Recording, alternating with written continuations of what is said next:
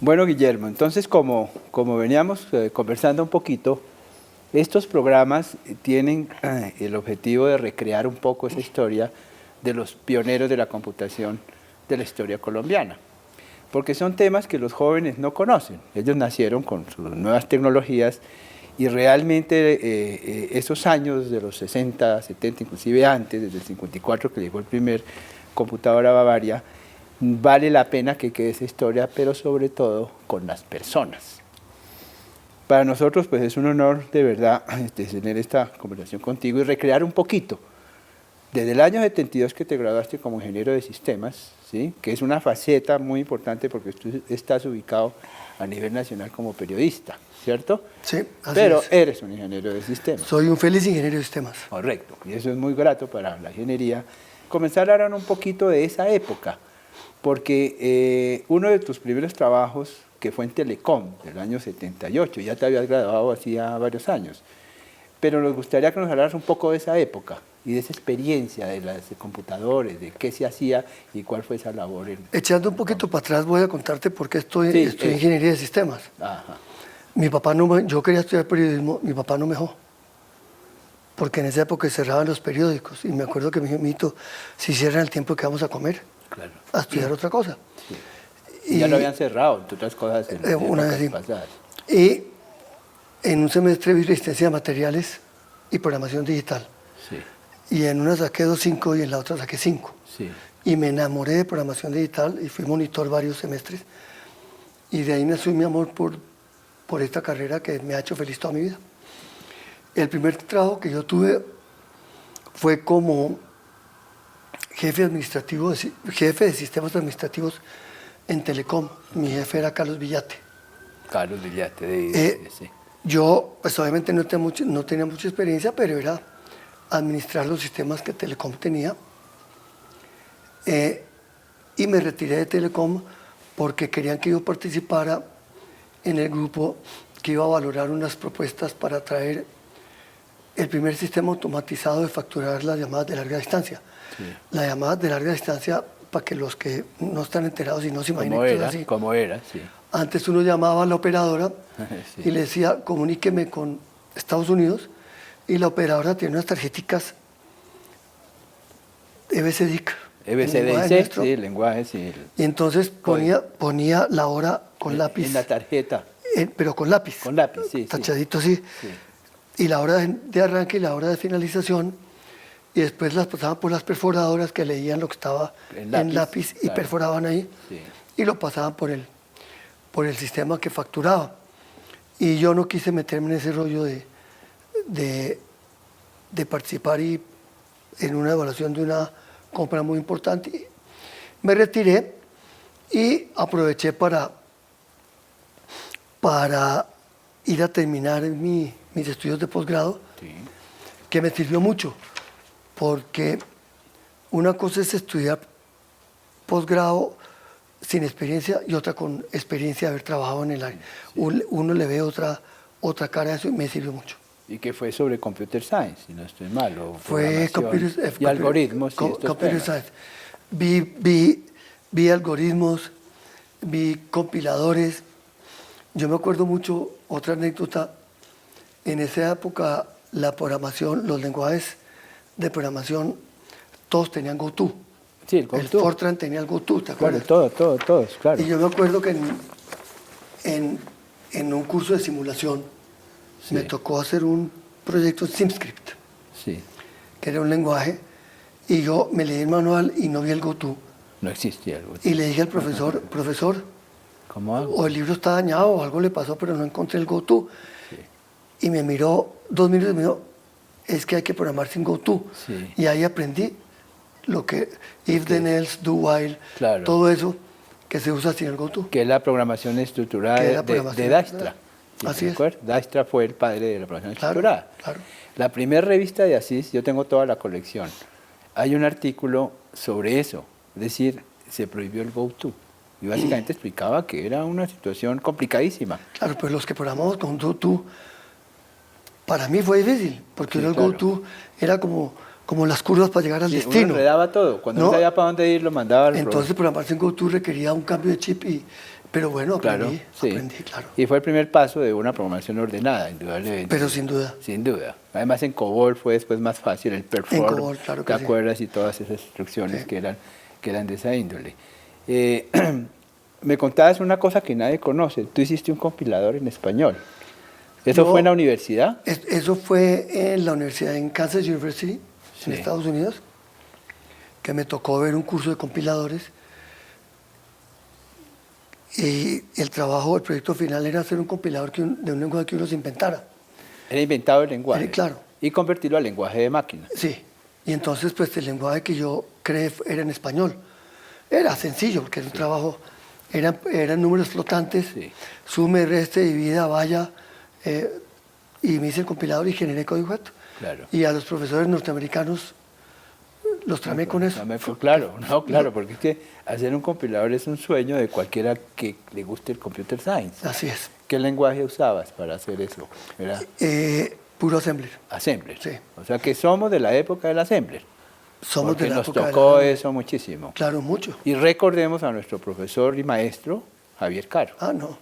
Al que le tengo mucho cariño. Todos. Y mucho afecto. Todos. Y hay que decirlo, yo creo que Un genio, a muchos ¿verdad? de nosotros nos llevó el proyecto de vida viéndolo. Lo que él hacía, lo que sabía y digamos lo respetable que fue siempre con nosotros en la Y universidad. era tanto así que, sé que vamos a hablar de eso más tarde, pero cuando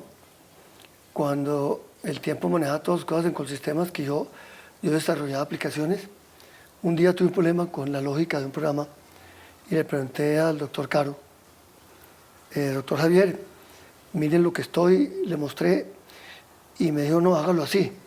Fui y lo hice así, tampoco me funcionó. Y al otro día fui donde el doctor Javier le dije, doctor Javier, no me funcionó lo que me dijo. Y me dijo, yo no digo cosas que no funcionen, y se fue. Así, perfecto, ese era Javier. Así. Además tenía razón porque era una seguridad impresionante. Sí. Bueno, esa fue entonces un proceso de formación para que después entramos al tema de Telecom que estábamos hablando. ¿Qué máquinas eran? ¿Cómo eran los sistemas? No, digamos que... ¿O tú estabas manejando el área de...? El tiempo fue después de Telecom. Sí. Yo salí de Telecom, me fui a terminar mis estudios de posgrado. Ah, sí, ya. Y volví y yo creé el Departamento de Sistemas del Tiempo. Ah, ok. ¿Eso fue año aproximadamente? Eso fue año 76, agosto del 76. Entonces, primero fue el tiempo. Primero fue Telecom. Primero Telecom y después el tiempo. Sí, correcto. Ahí vale entonces la pena recordar a Colsistemas. Primer service de computación. Así era, nosotros trabajábamos porque todo no había Colsistemas. computador en el tiempo. No. Nosotros en el tiempo lo único que teníamos era un poco lo que se hace en Telecom, la tarjeta perforada. Sí. Entonces uno pasaba los listados hechos a mano, el señor Guillermo Santos pagó la suscripción por tanto, y es de tal tiempo, de tal día hasta tal día se le vence, y se lo pasaba a una niña que perforaba las tarjetas, y nos íbamos corriendo con sistemas, todos los días. Sí, todos los días a la 17. A procesar a la 17 con séptima, Séptima. a procesar con las tarjetas que nos procesaran la aplicación de suscripciones. Ya. Y ahí fue donde yo conocí al doctor Javier. Claro, y esa No, lo conocí estudiando. Siendo profesor ahí fue nuestro. donde tuve relaciones profesionales. Sí, con él. profesionales con Javier, exacto. Pero esas aplicaciones, ¿las programaste tú o Las tenías hice yo, programadores? sí. ¿En No, qué? las hice yo. ¿COBOL? En COBOL. COBOL. Evidentemente el lenguaje de la época comercial fue el COBOL. Ese recuerdo yo siempre lo tengo porque yo procesaba en Colsistemas. Tenía una empresa con Germán Salgar. Y siempre nos encontrábamos, estábamos haciendo cola para ver a ver si la aplicación corría y todo el tema de esa época. Colsistemas yo creo que fue para todos nosotros un ejemplo de las primeras empresas formadas dando un servicio de computación. Nosotros estábamos en Colsistemas desde el 76 al 78, cuando yo traje la primera computadora del tiempo. Ya, ok. ¿Y cómo fue esa traída del computador al tiempo? Porque eso era una hazaña. Yo convencí al tiempo de que había que tener un computador que creo que no era Unisys, era Borrox. y era un B1830. Fue Borrox. Sí, era un B1830. Sí. Y como yo iba con sistemas y vi unas pantallitas, allá creo que también tenían Borrox, si no estoy mal en Colsistemas. Después del IBM 360 tuvieron un Borrox 6700. Sí, exacto. Con Cande, ¿te acuerdas? Que era el editor. Sí. Y tenían las primeras pantallas. Y Cande era el editor que uno trabajaba desde la pantalla, que eran unos numeritos y unas letras rojas. Sí, sí. Y entonces yo dije, ¿para qué voy a traer tarjetas si uno en las pantallas puede hacer lo mismo? Sí. Y la gente me regañaba. ¿Pero cómo va a traer un computador sin lector de tarjetas? ¿Pero usted qué va a hacer? Sí. Pero yo ya había visto que eso se podía hacer. Y lo traje. ¿Por qué fue Borrox? Digamos, IBM era muy más significativo en ese momento, sin hablar más de Borrox, que era indudablemente una gran máquina. Pues te voy a confesar. Por el tamaño, el costo. Borrox, por lo que en Colsistemas usábamos. Por lo que estaba el Borrox en 1700. Exacto, y era el computador nuestro. Pues, claro, el computador que nosotros usábamos. Claro. Entonces me pareció que lo lógico era traer Borrox. Y el cuarto donde lo instalamos era un cuarto del tamaño de 6 metros por 6 metros, o 8 metros por 8 metros, con aire acondicionado. Los discos eran del tamaño de una maleta. Sí. Y tenía así redondos, con una cosa de 20 megas. 20 megas. Sí. Cada disco valía como $20,000. Cada disco. Y sonaban cuando clasificaban los archivos y todo. Hablemos un poquito del tiempo entonces, porque es que eso tiene, para seguir una secuencia, porque el tiempo es el tiempo en lo que es hoy día informática y sistemas. Y tú estuviste, claro, en todo ese proceso. O sea, inicia con esa máquina y ¿qué sigue? Después fuimos Borrox a otros computadores más pequeños. Creo que se llamaba el A400, yo no me acuerdo. Uno más pequeño, lo cambiamos, hice como 3 cambios de computador. Y en un momento dado me tocó meterme en un proyecto para escoger un computador para CMS, que es Content Management System, que ya no era para la parte comercial y administrativa, sino para que los redactores escribieran sus notas. Y iban la nota llegaba a la cola del editor, el editor revisaba el editor de cada sección, deportes, internacional. Y entonces él escogía las notas que iban a publicar, las editaba y desde ahí iban a la sección de Armada. Sí. Era un computador de marca Atex, que es una compañía que ya no existe. Ya no existe. Y ahí me tocó hacer todos los requerimientos, la configuración,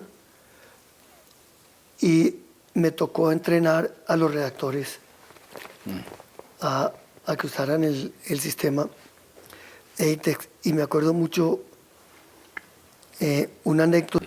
Entonces, a mí no solamente que me tocó configurar el equipo y ir y recibirlo en Boston, que era la sede de headquarters de Atex, y ahí tengo 2 anécdotas muy divertidas. Sino que también me tocó entrenar a los periodistas. Sí, los periodistas, entrenarlos. Entonces, la primera anécdota es que no se me olvida nunca. Cuando me fui a recibir el equipo antes de que lo mandaran, que estaba bien configurado, que todo lo que pedimos estuviera, todo. Mi esposa me dijo, estaba esperando a Elena, mi hija menor. La abogada. Y me dijo, van a hacer Elena. Le dije, me tengo que ir. Me dijo, no te vayas, van a hacer. Le dije, hagamos una cosa, vamos donde el ginecólogo y que nos diga. Y si él dice, no, ya para estos días no me voy. Claro. Y fuimos donde el médico, y el médico miró todo y dijo, no, le falta un mes, váyase tranquilo. ¿Un mes? Sí. Me fui y cuando llegué al hotel había nacido. No, ella tenía razón. Sí, y obviamente me dejó de hablar como un mes. No, claro, gravísimo. Y la otra es que en los entrenamientos hay un periodista con mucha experiencia, mucha antigüedad en el tiempo. De hecho, es el periodista que más años ha trabajado en el tiempo. Ismael Enrique Arciniegas trabajó 50 años. Sí, veterano. Y él iba a las clases, se sentaba frente a la pantalla y ni la aprendía. No la aprendía. No la aprendía, no la sabe. Como en la tercera clase yo le dije, Ismael Enrique, ¿qué pasa? No, es que esto, nada que ver. Le dije, pues no venga. Le dije, no, yo vengo porque si no me echan. Entonces iba y se sentaba y ni paraba bolas. No hacía nada. Él, para decirte un poco el perfil de este periodista, era un periodista que la máquina de escribir que tenía le quitaba el rodillo por las noches cuando se iba para la casa, lo guardaba con llave para que nadie se lo usara y las teclas estaban totalmente borradas. Ya no había letras. No había letras. De los años y de... Y entonces yo me dije, bueno, ¿cómo lo voy a convencer? A convencer. Entonces le puse un periodista joven al lado, sí, con una pantalla, sí, y a usar el sistema de ITEX.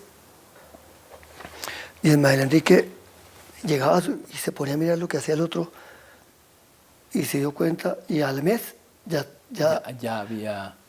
estaba pidiendo que le asignaran usuario, sí, que le pusieran una pantalla, que él quería usar el sistema.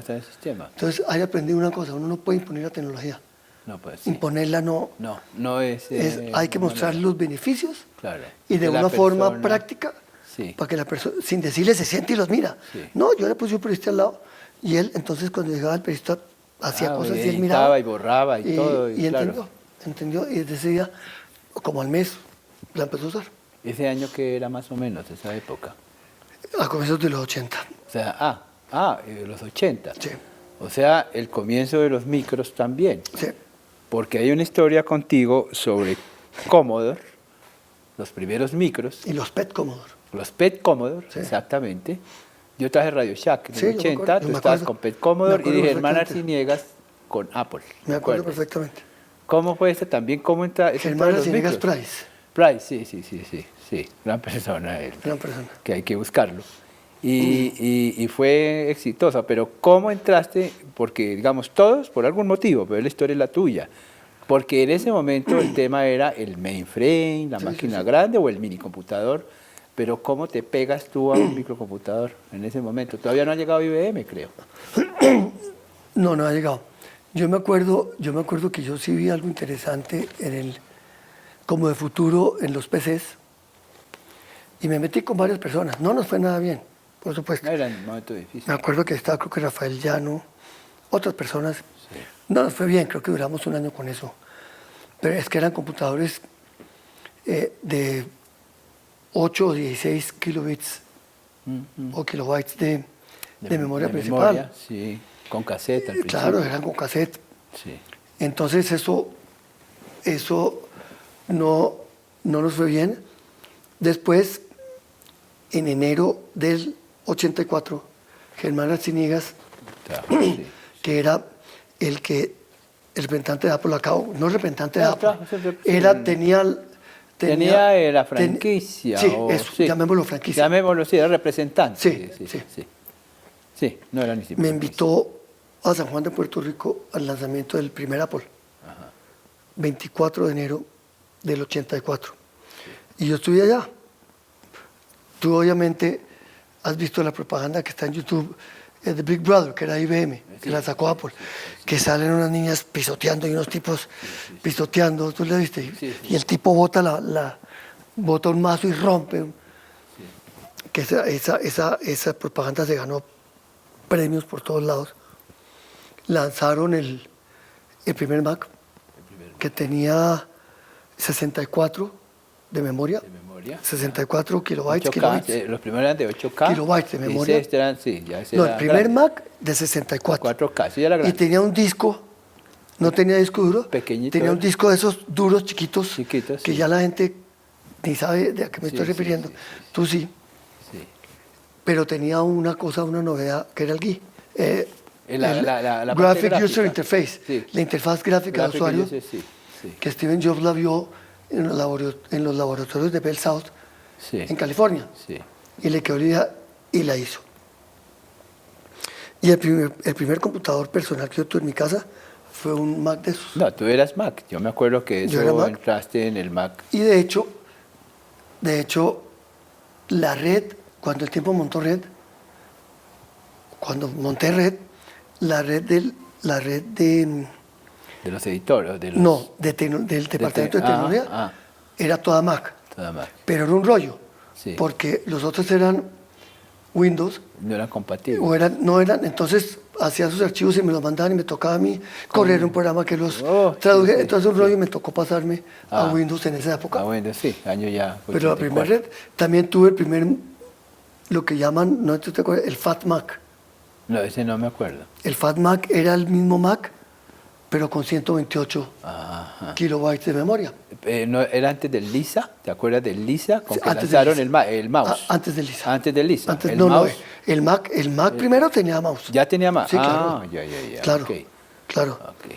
El Lisa era más computador. Y más grande y más costoso. Sí, yo también tuve un Lisa. También tuve, yo no me acuerdo el modelo, un Mac SE, no me acuerdo. Bueno. Después yo me pasé para Windows. Ya cuando me pasé para Windows en el tiempo, empecé con Windows. Y yo estaba en todos los Windows 3, Windows 98, Windows XP, en todos los toda la serie. Yo de hecho ahorita tengo 2 Macs y 2 Windows.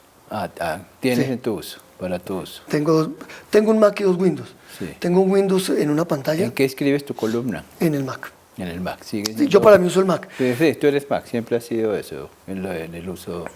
Y bueno, eso es la historia mía con los... Yo tuve una experiencia con Daniel Samper. Daniel Samper nos compró un Radio Shack cuando yo lo traje en el 80. Y le enseñamos a escribir sus artículos ahí. Su columna. Me pareció muy curioso que no fue resistente, digamos, ¿no? Y un año después o dos, yo tuve que escribir una columna, tuve que escribir a 2 columnas o a varias columnas que yo no lo manejaba, pero yo sabía que Daniel sí. Entonces llamé a Daniel y le dije, Daniel, ¿qué opción usas? Yo preguntándole al que yo le había enseñado. Y unos días después contigo en el tiempo, tú no te acuerdas, me encontré con Daniel, estaba con un poco de gente y los presentamos y todo, nos saludamos. Y entonces me dijo, sí, Manuel Dávila, yo soy el asesor de Manuel. ¿Sí? Porque yo estaba consultándole sobre el uso. Está pintado, y hay historias muy interesantes de Gabriel García Márquez, que después entró, y él hablaba muy bien del uso de los computadores, pero sí había resistencia de los veteranos en cambiar la máquina de escribir. En el tiempo, volviendo a eso, yo me imagino que lo que hoy tiene el tiempo debe ser una cosa de alta tecnología. Todo lo tiene en data centers. ¿En la nube? No, en data centers. Propios. Sí, o sea, no, en data centers. No, sí. No, pues yo me retiré hace 5 años. Sí. No sé en qué ha variado eso. Yo propuse, por ejemplo, yo me acuerdo, cuando yo propuse subir el correo a la nube, casi me cortan la cabeza. Sí, claro. No entendían. No se puede comprender. No entendían. Claro. Y cuando les hablé de irnos a un data center me decían, pero ¿cómo? Si son mis datos. Sí. De hecho, a veces es difícil que le entiendan a uno. Sí. Que le entiendan a uno eso. Para mí no fue fácil, sobre todo en una empresa de familia. Sí, claro. No fue fácil. Claro, no fue porque fácil. podían unirlo con tu profesión o tu tendencia, pero no lo universal que indudablemente son los computadores. Sí, y entonces no veían eso como la recomendación de un ingeniero, sino como la recomendación de Guillermo. De Guillermo, sí, del hijo de don Hernando. Así es. Era mucho más complicado. Hay una parte, Guillermo, que todos tus amigos siempre hemos admirado, que fue tu relación con el ejército. Porque tú eres coronel profesional oficial de la Reserva, ¿cierto? Y yo me acuerdo que eso fue pues muy impactante, ¿no? ¿Por qué esa relación, esa cercanía? ¿Tenía que ver con la cuestión de la familia, tiempo? ¿Qué? No, eso arrancó a comienzos de los 80 y todo el mundo hablaba mal del ejército en esa época. Eran unos sátrapas, hablaban fatal. Y un día yo, pues la única forma de saber si tiene razón o no es... Y alguien me habló de los cursos de profesionales oficiales de la Reserva y yo me metí al curso de teniente. Se llama curso de formación. En ese curso yo saqué el sexto lugar, o el séptimo. Un lugar, sí. Y me puso, en la ceremonia de graduación, me puso las estrellas mi general Uribe. Y a mí nunca se me olvidara esto, mi papá lloró. Mi papá adoraba el ejército. ¿Odiaba el ejército? No, lo adoraba. Lo adoraba. Lo adoraba. ¿Siempre? Siempre lo quiso mucho. Ok. Sí. Y me metí en el ejército. Después como que me perdí unos años y alguien me llamó y me dijo, oiga, ¿por qué no hace el curso del capitán? Hice el curso de capitán y me enamoré del ejército. Y después hice el curso de mayor. Me nombraron comandante de los oficiales de la Reserva, profesionales de las oficiales de la Reserva, de la Escuela Militar General José María Córdoba, el de la 80 con 30. Ahí estuve hasta hace 4 meses. cuando saqué. Claro. Sí, yo estuve como 12 o 13 años ahí de comandante, hasta que sacaron la norma que un comandante no puede durar más de 4 años, y entonces obviamente pues ya me nombraron reemplazo, pero sigo queriendo mucho a Marito y respetándolo mucho. Buena experiencia. Yo tengo una cercanía con eso porque mi papá era médico y ellos eran muy místicos de las cosas, y él cuando era médico viajaba a los páramos con médicos y con el ejército cuando era la época del tifo, años 45 por allá. Y tengo unas fotos de él como vestido con su uniforme de militar, porque iban, imagínate un campesino en esa época recibiendo unos médicos, cuando eso no existía. Y tal vez de ahí me preguntaba yo, porque nosotros tenemos una muy buena relación con el ejército y con la policía en la universidad. Y en así sacamos hace 2 años una revista sobre las tecnologías y las fuerzas militares, con todos los centros de investigación, Sí. el general Quintero, que es la gran figura de esto, y ha sido muy importante para nosotros esa cercanía también, pues, es sumamente respetable. Pues es que al ejército hay que apoyarlo, porque son los que, gracias a ellos, tenemos toda esta tranquilidad. Claro, sí, eso es un tema importante que haya salido por esa razón.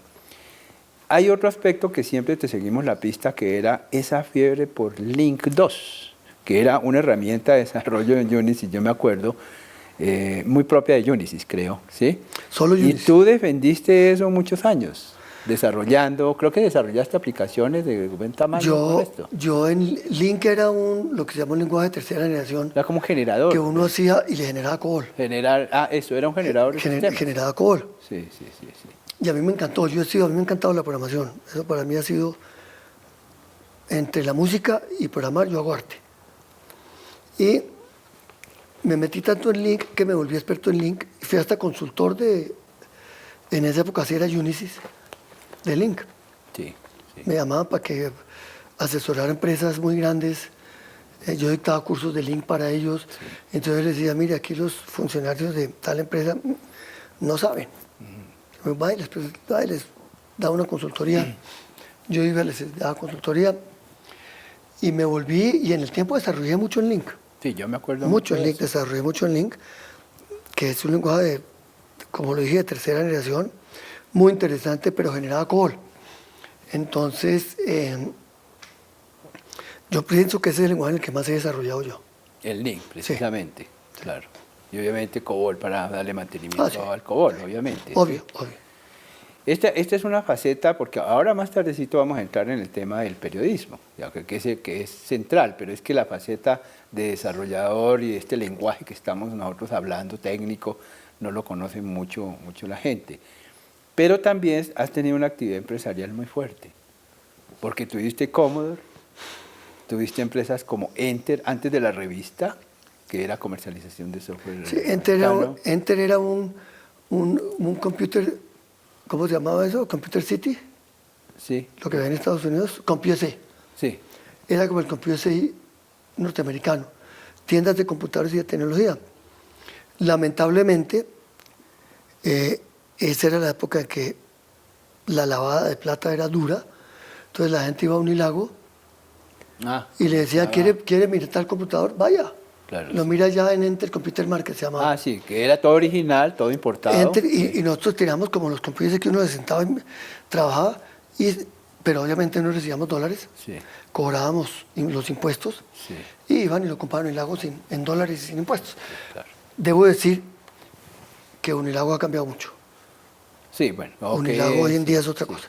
Sí. Pero eso le hizo daño a... A mí a todo me da factura, me cobran el IVA y todo, eso sí, por lo menos a mí. Sí. Y entonces, pues obviamente, crecimos mucho, teníamos una sucursal en el Andino, me acuerdo. Una en Medellín y otra en Cali. Sí. Y el mercado no dio para sostener tanta sucursal y nos dimos el golpe y quebramos. Sí. Pero debo decirlo con mucho orgullo, yo en esa época era un empleado del tiempo. Sí. Y obviamente la quiebra era gigantesca. Mi papá me apoyó, sí, y me prestó la plata para sanear, para pagar las deudas. Claro, que es el punto cuando a uno le va mal sanear las deudas. Sí. Hemos pasado por esas, más de uno. Así es. Esa actividad, también estuviste en el tema de capacitación, el CompuAulas. Creo que fue una de las primeras, en esa época tal vez estaba otras academias de enseñanza, pero fue muy fuertes con Microsoft. Estuvimos en CompuAulas, estuve en CompuAulas. Nosotros fuimos los primeros en montar los sitios de entrenamiento de Microsoft. Sí, o Microsoft, oficiales. Los oficiales, sí. Y tenían que tener nuestro visto bueno para eso. Ah, sí, claro. Después nos dedicamos a dictar cursos. Duramos como 15 años y lamentablemente pues llegó por circunstancias que no vale la pena mencionar acá. Sí. Yo tomé la administración y me di cuenta que no era viable y lo cerré. Lo cerraste, pero fue una experiencia de muchos años, en el tema de capacitación. Ahí tal vez recordar un poquito que los dos tuvimos que ver con conocer cuando le manejamos toda la capacitación a Unisys, que era una cosa rara, una multinacional que nos entregó la capacitación. Y yo me acuerdo, no sé si de pronto tú te acuerdas de esto, que llegamos a Unisys porque el tiempo como usuario de Unisys, yo me acuerdo que yo llamaba a pedir soporte y el de soporte era a la vez vendedor. Entonces yo llamaba, no, está en una reunión de ventas, qué pena, después lo llama. Y la base de datos parada. Y entonces yo me di cuenta que ellos tenían un problema de roles. Mentiras. Además de dar soporte, daban cursos. Entonces yo me acuerdo que uno llamaba y decía, no, está dando cursos, no lo puedo atender sino mañana de 8 a 9 porque empieza otro curso. Yo me di cuenta que tenían un vacío de profesores y te acuerdas que montamos todo, compañía que tú gerenciaste. Y que les encantó la idea. Sí, no, fue una idea. Yo me acuerdo cuando fuimos con Germán Herrán, que estaba de presidente, que le contamos la idea que era entréganos toda la capacitación, que era como atrevido. Y Germán le dijo, ¿y por qué no han llegado antes? Y así fue una experiencia de unos años. Los primeros cursos de Oracle se dictaban desde conocer y cuando Oracle llegó se les entregó lo que se tenía. Esas son experiencias que vale la pena pues, mencionar, porque has estado tú en la industria también dándole... mientras haces tu labor fundamental, pues que era el tiempo durante tantos años, ¿no? Ahí viene entonces ese tema famoso de la página de computadores. Yo creo que eso fue año 83 o algo de ese estilo. Sí, 83. Es decir, tú tenías antes una página, una columna. Comenzaste a escribir... No, yo escribía de deportes. La columna de Monguí. Yo columna de tecnología nunca he tenido. Escribía deportes de Millonarios. Cuando D'Artagnan, que era Roberto Posada, se retiró de escribir, yo quise seguir escribiendo acerca de deportes y de Millonarios y me escribí una columna que se llama La Columna de Monguí. Y Monguí porque aquí en mi casa me decían así. Monguí, claro. Esa parte sí yo no la tenía clara. Sí. Claro. Y viene entonces una idea de escribir de computadores, que eso debió ser cómo fue recibido en el tiempo. Eso nació, periodistas... Eso nació por una anécdota. Yo he tenido el apoyo de mi papá, a quien quiero mucho, porque todas las variantes que me han dado crecimiento me las ha dado él, a veces sin darse cuenta. Esta fue una sin darse cuenta. Cuando íbamos con mi papá a eventos sociales, con mis hermanos, él presentaba. Mi hija Adriana, la gerente comercial del Tiempo, mi hijo Rafael, el editor, mi hijo Francisco, el editor de la Escuela Internacional, y Guillermo, el de tecnología, que cuando habla no le entiende nada. Sí, descarriado. Y entonces yo dije, pues para ser buen miembro de familia, toca escribir. Toca escribir, claro. Y me puse a hacer lo que nosotros, digamos, yo soy periodista profesional.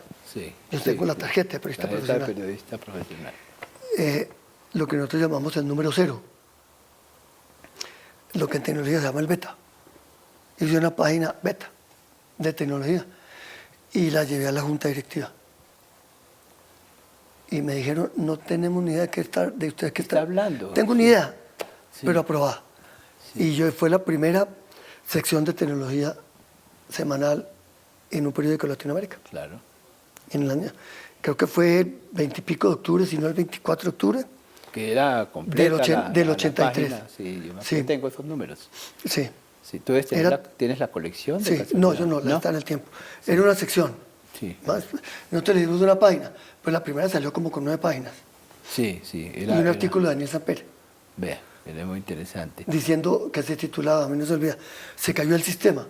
Se cayó el sistema. Explicando de por qué cuando uno iba a un sitio le decía no lo podemos atender. ¿Por qué? Se cayó el sistema. Se cayó el sistema, que eso no se entendía de qué se trataba. Sí, no, esa es la excusa de todo el mundo para no atenderlo a uno. Sí, eso hay que decirlo, Guillermo, ha sido uno de los aportes más grandes al tema, primero de la computación, al comienzo, después fue tecnología, creo que el cambio, porque no se hablaba de eso en ninguna parte públicamente. No, ¿sí?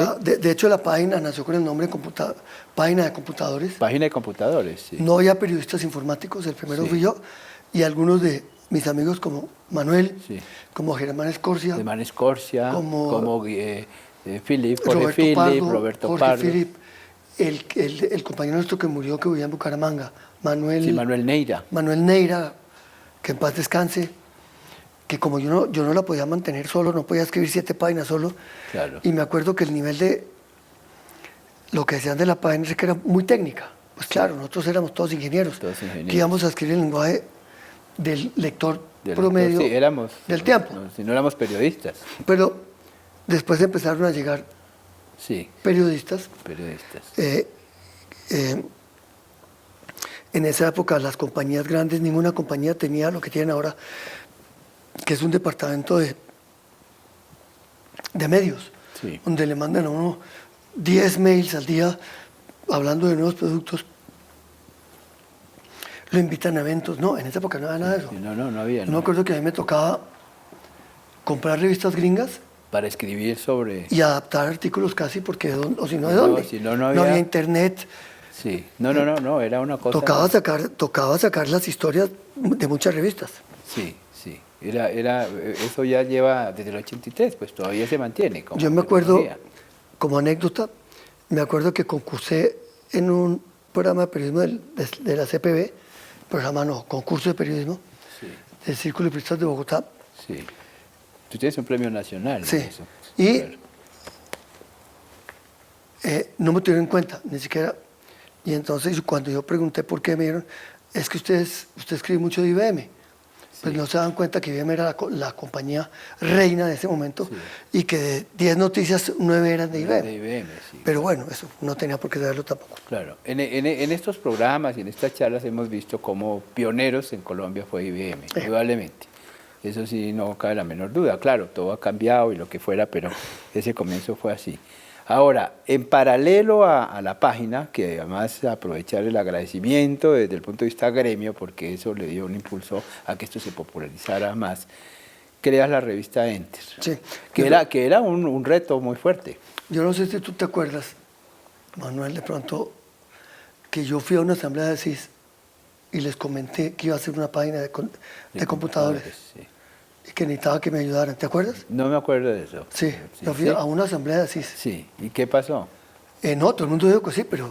Pero nada de color. Pues yo entiendo. Claro. Nosotros escribíamos manuales. No, claro. Y daba miedo escribir en el tiempo. Para contestarte antes lo de la revista, y porque es importante que hable de la evolución de la sección de computadores. Sí.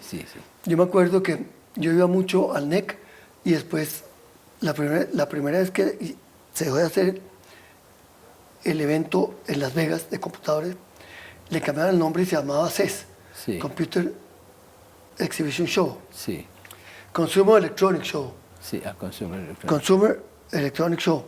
Sí. Y yo fui, y cuando antes veía solo computadores, impresoras y discos duros, ya vi televisores, celulares, neveras, carros, y entonces yo ese día, apenas llegué de ese show, dije yo, hay que cambiar el nombre de la sección. Ese fue el cambio. Y le cambié a tecnología. Le cambiaste tecnología. Sí, yo me acuerdo mucho de ese cambio. Sí, que fue lo que hoy en día sigue siendo tecnología. Tecnósfera. Ahora se llama Tecnósfera. Que ya es otra época. En eso no participé yo. Sí, eso ya es una época nueva. Bueno. Pero entonces creas la revista Enter. Y yo me acuerdo que había algunas revistas acá, 0 y 1, 1 y 0, había unas revistas de computadores, pero era un riesgo crear una revista de computadores. Yo creé una revista, la marca era mía, porque lo único que me quedó de la quiebra de Enter Computer Market fue la marca, y pues yo se la puse a mi revista. Obviamente yo consulté con los que le hacían las marcas y los logos al tiempo y me dijeron, esa es la marca perfecta, póngala. Ahí ya tenía al editor de la sección de tecnología, que era Javier Caro, perdónenme, no. Javier Méndez. Javier Méndez. Escúcheme. Sí. Sin X, porque el otro Javier era Xavier. Un gran amigo y un excelente periodista. Y con él sacamos la revista. Javier Méndez, sí, claro. Eso, cosa que me dio como tristeza, fue una iniciativa mía. El Tiempo nunca le puso, era la única revista del Tiempo. Eso fue en el 97. Ya vamos para 20 años, 97, ya vamos para 20 años. La única revista del Tiempo que los vendedores de publicidad no reciban cuota. Es decir, por vender carrusel, si usted supera su presupuesto, tiene cuota para una bonificación. Sí. Si usted supera su cuota en tal otra, tiene una bonificación, sí. Etcétera, etcétera. Y era la única revista que se defendía por suscripciones, sí, porque salió como 2 años inserta en el Tiempo y después se vendió por suscripción. Sí, sí. Pues esa fue totalmente creación mía. Y que es tu creación, que sigue existiendo Enter, como todo el mundo sabe. Pero ahora es mía. Sí, es tuya, es otro momento, pero lo lograste mantener la revista. Otra pregunta para que nos cuentes, porque estamos hablando ya de la parte periodista. Tu columna es semanal, ¿sí? Mi columna es semanal. ¿Cómo funciona el cerebro para que uno pueda escribir semanalmente? Porque ese es un reto muy fuerte. ¿A qué horas escribes? Mira, ¿Cómo se te ocurren las ideas? Yo a comienzos de la semana empiezo a masticar temas mentalmente. Sí. Yo troto todos los días. Yo mientras troto, y obviamente leo mucho de tecnología, entonces se me ocurren temas. Claro. Y apenas me engancho con un tema, empiezo a trabajarlo mentalmente. Y me demoro media hora escribiendo la columna. No me demoro más, me sale. Porque ya hay un proceso mental de... Sí, ya lo pasé por el compilador varias veces. Sí. Sí. Y es una disciplina, porque implica estar conectado con el tema de manera permanente. Pero fíjate que, pues, una de las experiencias que tuve con esto es que cuando no me comunico cuando no me conecto con un tema y escribo, me sale un chorro de babas. Te creo. Y yo la leía al otro día. Entonces decidí que cuando no tengo un tema con el cual me sienta en pleno, prefiero no escribir. Hay algo que le dice a uno estés. Sí, prefiero no escribir. Este es el tema. Entonces, cuando ustedes no ven mi columna, yo creo que en el año debo escribir unas 4 o 5 veces. Sí. Es porque no me conecté con ningún tema. Pero casi siempre está. Pero hay días que no estoy. Hay días, bueno, yo no me he dado cuenta que... Y mi primera columna salió el 24 de enero del 94, aniversario de 10 años del MAC. Y a mí no se me olvida el título que le puse. Sí. El maravilloso aniversario. Claro. Ese fue el título. Ese fue. Es que hizo eso. Dentro de esos personajes que tú has conocido, porque la relación tuya con personajes es total, ¿conociste a Steve Jobs y a Bill Gates? Conocí a Steve Jobs. Estuve sentado con Bill Gates, como decir, mira que Dios, yo le doy muchas gracias a Dios, me ha dado la oportunidad de hablar con ellos y he entendido, son visionarios.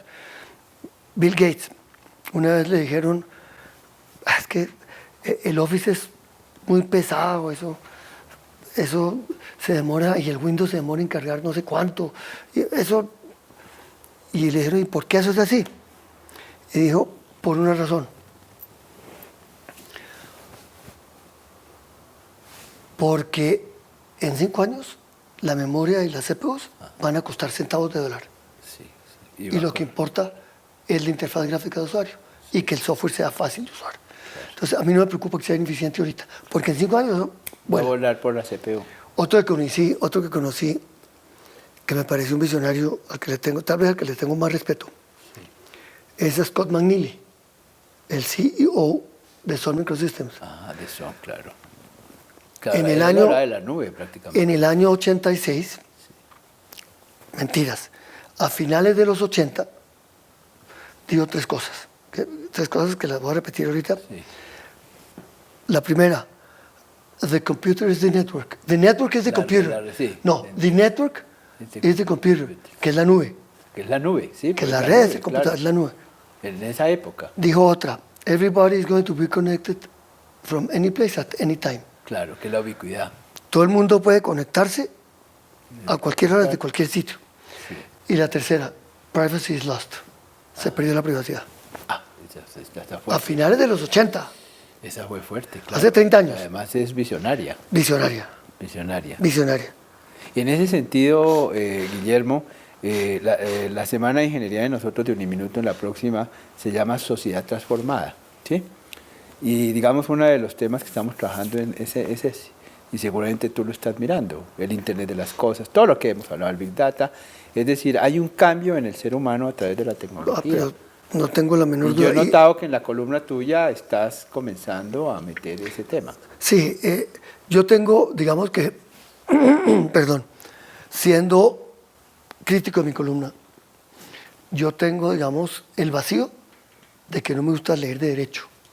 Sí. No me gusta. Sí. No es una cosa que no lo pueda hacer, no, pero no me gusta meterme en esos temas.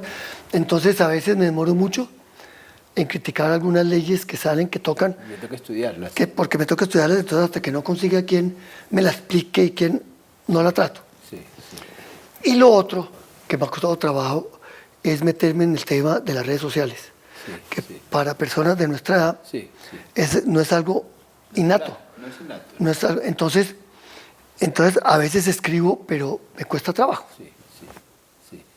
Hay gente trabajando, yo no sé si te conté, yo hice una maestría en filosofía, me gradué el año pasado, sí. El año pasado me gradué en la Javeriana. Y comencé a estudiar los filósofos y hay varios, que de pronto te lo sugiero, que están hablando de las redes sociales. Y la transformación del ser humano a través de este proceso de contacto, no amistad, de ubicuidad, de instantaneidad, de todo eso. Porque sí. Creo que ya la tecnología entró en el cambio de la sociedad de una manera, la guerra, la ciberguerra, ya todo eso ya no tiene regreso. No tiene regreso. Bueno, Guillermo, vamos a cerrar esta conversación, pero de pronto algunos comentarios tuyos que quiera decir en este sentido. Cuando uno habla a personas como tú, ese proyecto de vida, ¿cierto?, esa pasión por un tema, a nosotros nos gusta y nos sorprende cuando dices es que mi alma es ingeniería de sistemas, ¿no?, que es lo que ha sido, aunque periodista también obviamente, pero continuo, porque no ha salido del tema de la profesión de ninguna manera. De hecho, pues yo no hago consultorías, pero mucha gente me lleva a reuniones. Yo he seguido, curiosamente, he tomado cursos de esos que son gratis en Internet de programación en Python, por ejemplo, que es un lenguaje que yo nunca me imaginé. Python, sí, claro. No, yo orientado a objetos y además muy diferente a lo que yo conocía, y me encantó. Pude hacer todas las tareas, me metí en el cuento. Hoy en día soy socio de una incubadora.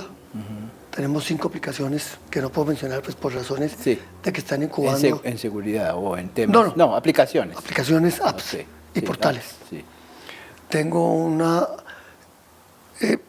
Soy socio de una compañía que se llama Taller Arte Digital, donde damos clases de arte digital, que no son clases de Adobe, del programa Adobe, es el concepto, no importa qué herramienta se use, el concepto de arte digital. Y tenemos un acuerdo firmado ya con la central, donde somos casi una facultad. Bueno, casi que estamos llegando a hacer una carrera en arte digital. Sí. Y tengo una compañía que se llama LockNet, que es una compañía de seguridad informática, tema en el cual sí me he metido varios años, sí, claro. Y que nosotros nos ha ido muy bien, hemos hecho consultoría a compañías muy, muy grandes, que no puedo decir los nombres porque nosotros firmamos un acuerdo de confidencialidad. Las únicas que puedo mencionar es el Estado ecuatoriano. Nosotros aseguramos las elecciones de Correa, en el cual logramos repeler más de 1 millón de ataques. Afortunadamente, ni uno fue exitoso. Y al otro año aseguramos las elecciones de alcaldes y diputados en Ecuador. Sí, que muy interesante. Y el tema de seguridad informática me encanta. Claro, o sea, la vigencia total en lo que estás haciendo con informática, que son temas que no se conocen. Esa charla le he dado en 1 minuto. Sí. La seguridad informática. No dejemos a un lado, no importa que lo mencionemos, aquí ante cámaras, la posibilidad del diplomado en periodismo digital que podríamos construir. Yo he entendido que entre hacer periodismo en papel y hacer periodismo digital hay una gran diferencia. No, hay una diferencia muy grande. Hay cosas la universidad es muy tecnológica, ¿no? Tiene los mismos principios, que es buenas fuentes, escribir bien, ser transparente, imparcial, pero no es lo mismo el que para leer en papel tiene que empezar de comienzo a fin, que el de internet, que lee las primeras frases y se puede ir para otro, entonces es otras cosas totalmente diferentes. Ok, bueno, listo. Guillermo, yo creo que con eso redondeamos parte pues, de tantas cosas que hablar contigo, agradecerte. Quisiera terminar con una anécdota de mi papá. Mi papá nunca creyó en la tecnología. Sí. Nunca. Sí. Mi papá cuando hacía los editoriales, mi papá era Hernando Santos, el director del Tiempo muchos años, cuando hacía los editoriales nunca usó computador. Él le dictaba a la secretaria. Y se la imprimían, él la corregía en papel y le pasaba las correcciones a la secretaria. Sí. Y un día le dije, papá, ¿por qué no conoces ¿El computador? el tiempo? No, el tiempo en internet. ¿Por qué me vas a hacer perder tiempo? Ay, papá, ven, te demora 5 minutos. Lo llevé a la oficina, ese día no me pude conectar a internet. Increíble. Entonces me dijo, te lo dije. No sirve para nada. No sirve. Y mira que el día de la misa, cuando falleció el día de la misa, sí. Esto es increíble. Mi hermano Rafael, la misa empezó, mi hermano Rafael, que era el que iba a dar las palabras en nombre de los hijos, no llegaba, y no llegaba, y no llegaba. Y te tocó. Y no llegaba, tocó la misa lenta, y de pronto le iba a entrar corriendo. Sí. Y se paró a hablar, dijo, mi papá nunca creyó en la tecnología, y les voy a contar. Sí. ¿Cómo ahora sé que eso es cierto? Sí. Yo estaba obviamente escribiendo lo que iba a hablar. Y cuando lo iba a imprimir, se perdió en el computador, vinieron los de soporte, no me lograron recuperar. Sí. Por eso llegué tarde, estaban media hora tratando de recuperarlo. Entonces es mi papá rechazando la tecnología. Mire qué anécdota, ¿no? Bueno, espectacular. Hay otra para terminar, que es cuando, lo voy a mencionar así, estando en el consejo de tu página, había un señor que quería que le publicaran, ¿sí? Y el comité no quería publicarle. Y el señor seguía insistiendo. ¿Te acuerdas de qué hablaba? Sí, claro. Y que era una columna sindicada de Bill Gates. Y era Bill Gates. Es como otra anécdota. Yo me acuerdo la primera vez que Steve Ballmer, el de Apple, el que era de Apple, vino a Colombia. Sí. Que los de Apple me dijeron, ay, por favor, que lo reciba su papá. Sí. Por favor. Fui yo a hablar con el papá mío. ¿Y quién es ese lagarto? Claro, no tenía ni idea. Claro. Bueno, yo lo recibo con mucho gusto, pero a los 2 minutos te vas. Sí. Él no sabía quién era. No sabía quién era. Tenía ni idea quién era Steve Ballmer. Y así fue. A los 2 minutos me tocó sacarlo. Le tocó sacarlo porque no tenía ni idea quién era. Mi papá era un personaje. Excelente. No, pero es que fue el periodista, probablemente. Guillermo, pues muchas gracias. Esto es una contribución tuya de contar nuestras historias para este programa que va a quedar en el mundo académico y en el mundo también empresarial, que la gente conozca los pioneros, porque esa es la idea de este programa, ¿no? Pues muchas gracias a ti, Manuel, por tenerme en cuenta y por considerarme uno de los pioneros. Claro, no, lo eres, indudablemente. Muchas gracias. Guillermo, muchas gracias. A ustedes muchas gracias. Y con eso terminamos esta charla. Gracias.